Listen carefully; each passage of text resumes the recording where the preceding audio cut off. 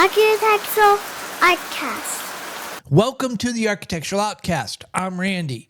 One of the things that the Legend of Zelda, Breath of the Wild, Tears of the Kingdom does really well is how it uses ruins as a key component in its world building and its storytelling.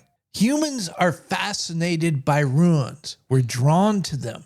And whenever we encounter a ruin, we have an almost instinctual urge to explore those ruins.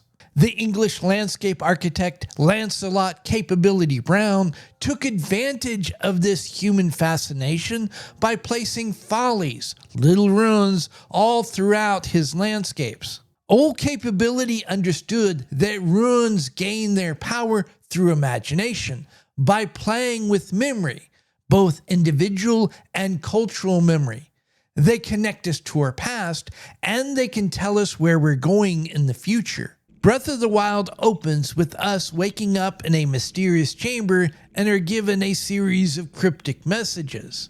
In a previous video, I'll link it up above, I talked about how the developers use clever psychology, specifically pressure and release, to pull us out of that chamber, down a hallway, and out to where we see that beautiful view of the world laid out before us, with our final destination off in the distance. Once you stop admiring the beauty, you quickly realize there are a lot of ruins laying around the landscape. You've stumbled into the middle of something. This place has history. Granted, it's a tragic history. Something awful happened. Something so awful it split a mountain. But it's history nonetheless. The scars in the landscape, ruins everywhere. All the implied history sparks our imaginations. We want to explore this world. But where do we start? Well, wouldn't you know it, in the near distance is a building that looks like a cathedral. The architecture is pulling us in that direction. Once you work your way to the cathedral, you discover it's in ruins as well. Something really bad happened here a long time ago. And there's a hint. All the rusty robots laying around. The ruins that we've encountered so far have made us curious about this world through their implied tragic history. But the ruins also do another very important job. They make us care. Ultimately, they make us want to help fix this world. How they go about this feat is through the use of symbolism. The very first view of Hyrule that we encounter is a Capability Brown English garden-inspired landscape. This type of landscape has become associated with a romanticized, idealized, lost golden age. This is the landscape that inspired Tolkien's Shire. From a religious perspective, this is the landscape associated with paradise. Evolutionary biologists argue this is the landscape we evolved in. Psychologists tell us that not only do humans prefer this type of landscape, we will live happier, healthier, longer lives just by regularly looking at images of this type of landscape. When we see Hyrule's romantic, idealized landscape in ruins, we automatically assume something valuable has been lost.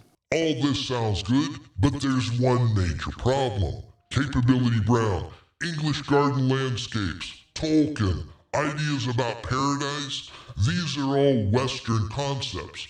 Zelda is a Japanese story told from a Japanese perspective. That's not as big a problem as some of y'all seem to think. Japanese artists have been using very similar landscapes in their designs for a long time. And it's because they also associate these type of landscapes with a romantic, idealized, lost golden age. These associations cut across cultures. Psychologists tell us they may be hardwired into our brains. Then there are the ruins themselves. We have fountains and urns. There are also columns and all sorts of other references to ancient Greece. The idea of a lost golden age is being reinforced with concepts like culture, philosophy, science, democracy, freedom. Some of y'all will notice that the columns, while referencing Greek architecture, are square, and the Greeks didn't use a lot of square columns. That's where we get to the final level of symbolism. Y'all see, Hyrulean architecture isn't Greek. It's not even medieval. It's heavily influenced by the work of Christopher Wren, who was a part of the English Enlightenment. Christopher Wren is one of the architects associated with rebuilding London after the Great Fire of 1666. One of his most famous works is St. Paul's Cathedral. Wren worked in the English Baroque style, which came out of the Italian Renaissance, which in turn was partially inspired by Greek architecture. Why all the emphasis on the Enlightenment? Well, the title gives it away. It's the Enlightenment, another golden age in human history. This time period is also known as the Age of the Enlightened Despot, as kingdoms transitioned into our modern nation-states, led by the likes of Voltaire and John Locke. There was a re-examination of the relationship between those who are ruled and those who do the ruling. The culmination of the Enlightenment is when a bunch of guys back in 1776 in Philadelphia got together to create a nation based upon the idea that the little guy, the average Joe, the unwashed masses should rule. These ideas of a democratic, egalitarian society are reflected in the architecture. It's all of a human scale. Even the big architecture, like the cathedral and the facade carved into the cliffs, while being large, aren't overly grandiose. All references are to ancient Greece, not ancient Rome, because the rulers of Hyrule are not using their architecture to emphasize the majesty, power, and authority of the state. One more point. Capability Brown and Christopher Wren had a huge impact on the landscape and architecture, specifically churches, of colonial New England. For Americans in particular, every time we see a New England-type landscape full of Wren-inspired churches, we automatically think egalitarian society, yeoman farmers, town hall meetings, Minutemen, fighting against tyranny. By the time that we meet the last king of Hyrule, he tells us what we already knew. He and his daughter were noble and just rulers who sacrificed themselves in an effort to save their people. At this point, there are those who will say, ancient Greece was a horrible place. The Enlightenment was even worse. And America, don't even get me started. It's lies, all lies, lies upon lies. Yeah, maybe so. And it doesn't matter, because we're not talking about portraying reality. We're talking about tapping into commonly held perceptions and beliefs as part of your storytelling, as part of your world building. Ancient Greece is seen to be the origins of Western civilization. It's where we get the ideas of art and science and philosophy. The Enlightenment developed ideas about self-governance, where every individual should be the master of their own fate. And landscapes and architectures found in places like New England are seen as the physical manifestation of all of these ideas. When done properly, like here in Breath of the Wild, you can use things like architecture as part of your world building to reference historic time periods and bring in all the positive connotations you want, while at the same time leaving behind all of the negative baggage. Ruins also play an important part in storytelling and world building in Tears of the Kingdom. But this time around, the developers played a very dangerous game, because separating positive perceptions versus brutal reality was much more difficult. It ends up working out because, fortunately for the developers, they were using ruins to tell a very different story. You begin Tears of the Kingdom amongst ruins floating in the sky. And like Breath of the Wild, these ruins are located within a Capability Brown-inspired English landscape garden. And if you don't get the point that this is supposed to symbolize a lost golden age, everything is colored yellow and bathed in a golden light. Nintendo's not exactly being subtle here. Yellow and gold are colors that we associate with the fall, with memory, end, looking back, loss. This is where we start to see the separation. how runes are being used in two very different ways in the two games. In Breath of the Wild, runes are frozen in time, forever caught in the moment of their destruction, whereas the world itself is vibrant, lush, and green. This world can be fixed. You can regain that lost golden age. The runes and Tears of the Kingdom, on the other hand, are unnatural. I mean, they float in the sky after all. They're out of time and out of place, lost in their own memories, and you risk becoming lost as well. And then you notice the Temple of Time. This time around, it's not referencing ancient Greece, Christopher Wren, New England churches, and the Enlightenment. It's going for something entirely different. The ruins surrounding the temple are made out of oversized blocks and have distinctive golf tee type columns. Narrow at the bottom, wider at the top. There is a civilization who is forever associated with these golf tee columns, the Minoans, whose capital, Knossos, is located in modern-day Crete. The Minoans predated the Greeks. In fact, they may be where the Greeks got their ideas from, and their empire spanned the entire Mediterranean and possibly beyond. But we don't know too much about the Minoans because their civilization was ended in some sort of cataclysm. Whether man-made or natural, again, we don't know. While the columns and construction of all the ruins references the Minoans, the details and decorations don't. They're Mesoamerican, either Mayan or Aztec in origin. Back to the Temple of Time.